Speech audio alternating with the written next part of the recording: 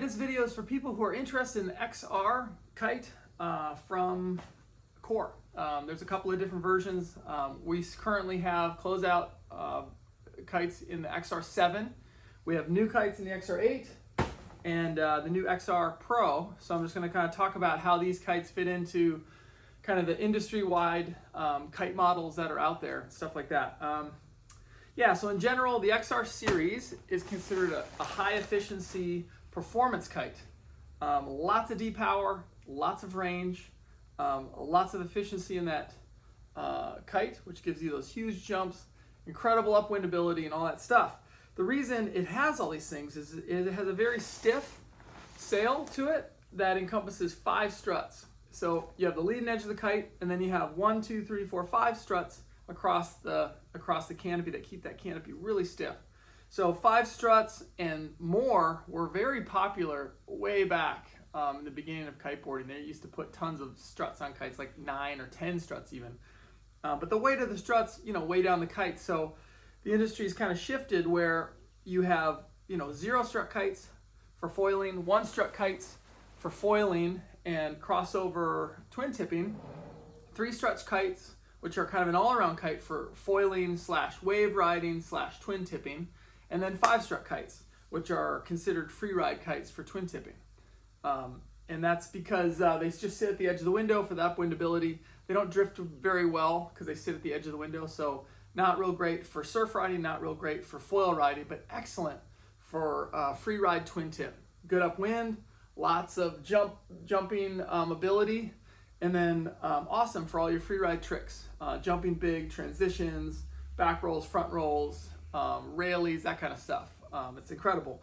And then the range on a 5 strut kite, because that sail is so stiff and rigid, it can really handle a lot of wind, still produces lots of power in light winds. So on the market, we sell every brand kite there is. Brands, and then the models we carry in stock for the most part are stuff that works well in our locations, in our shop locations. Out of all the kites we sell, the XR is kind of our, number 1, number 2 pick for performance free ride. It's just killer at it, right? We also have a lot of heavier riders, guys who are 220 pounds or more.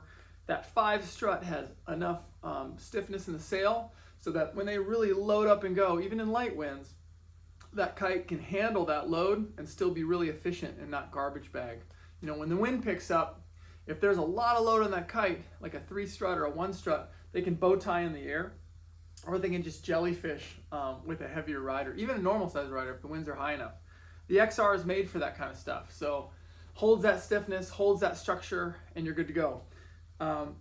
So some other stuff I'm just going to talk about, some of the reasons I like the XR. I'm an XR guy, especially when it's windy.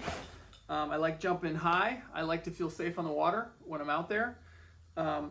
If I use the, Sensor 3S Pro Bar, which is my kind of go-to for the XR, in a lot of winds, when I'm out there and I'm totally lit, like I like to be totally powered on the right size kite, but on the upper end of that kite's range. That's where I like to be for jumping.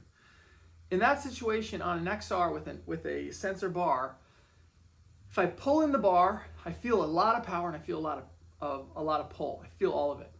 But those gusts, I don't feel so much. The kite will sheet. It's efficient enough for sheet out of the wind, so that doesn't translate to me.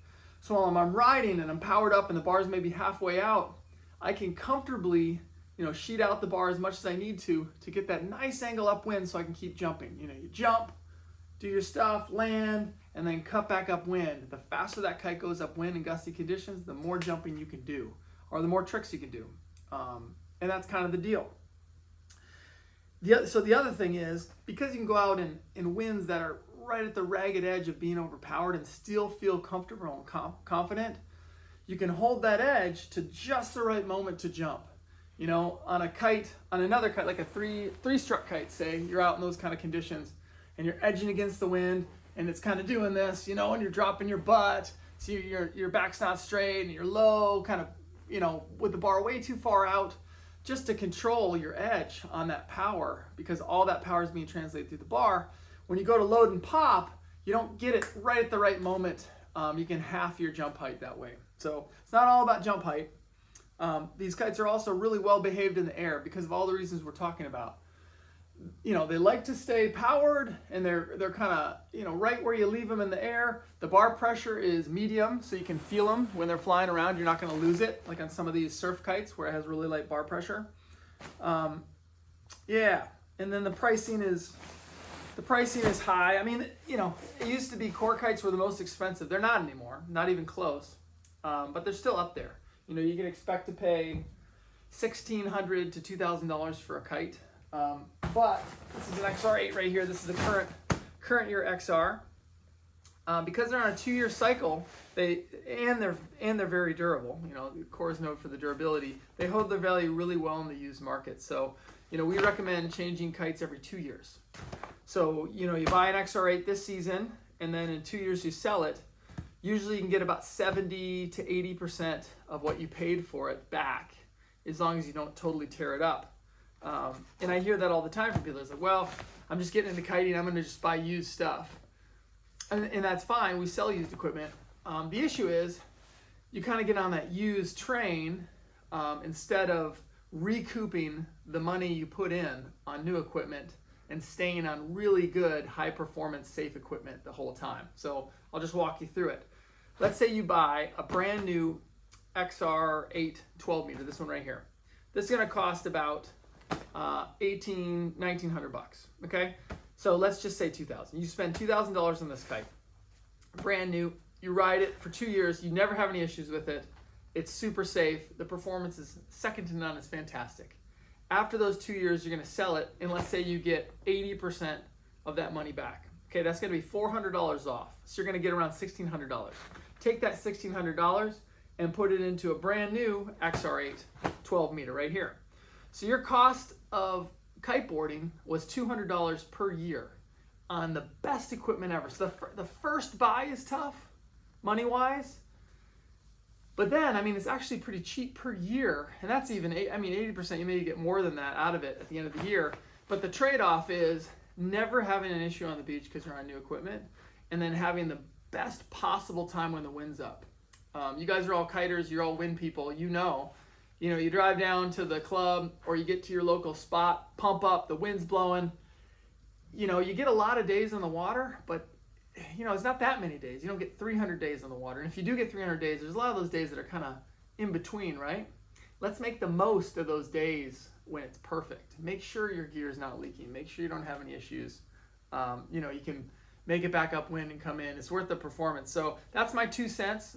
Relatively cheap way of doing it is you do the initial investment for new equipment, and then, you know, use us to sell your gear every 2 years to get maximum return, and then reinvest on new equipment and just keep it rolling. And that would be my advice.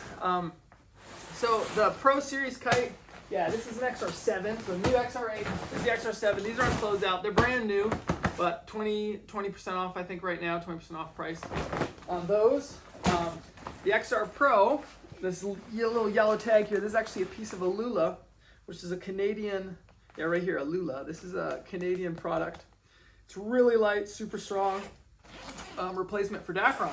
So if I put this kite on the scale and compared it to an XR8 in the same size, this would be like 20% lighter. It's crazy. So same weight as maybe a 3-strut kite, but with 5 struts. So the people looking for maximum performance, especially in light winds, this is going to do it. You know, if you want one kite to kind of do everything, you know, a 5-strut in like a 10, 11, 12, 9 meters, somewhere in there, that size, that will take you down to, you know, 9 miles an hour foiling, and then all the way up to 40, you know, depending on the person, twin tipping. So if I was going to travel with one kite, you know, this 9 would be it. I take a twin tip and a foil, a 9-meter XR Pro, and you're just loving it. It can be blowing hard, it can be blowing light, whatever, this thing will fly, and you'll have lots of performance.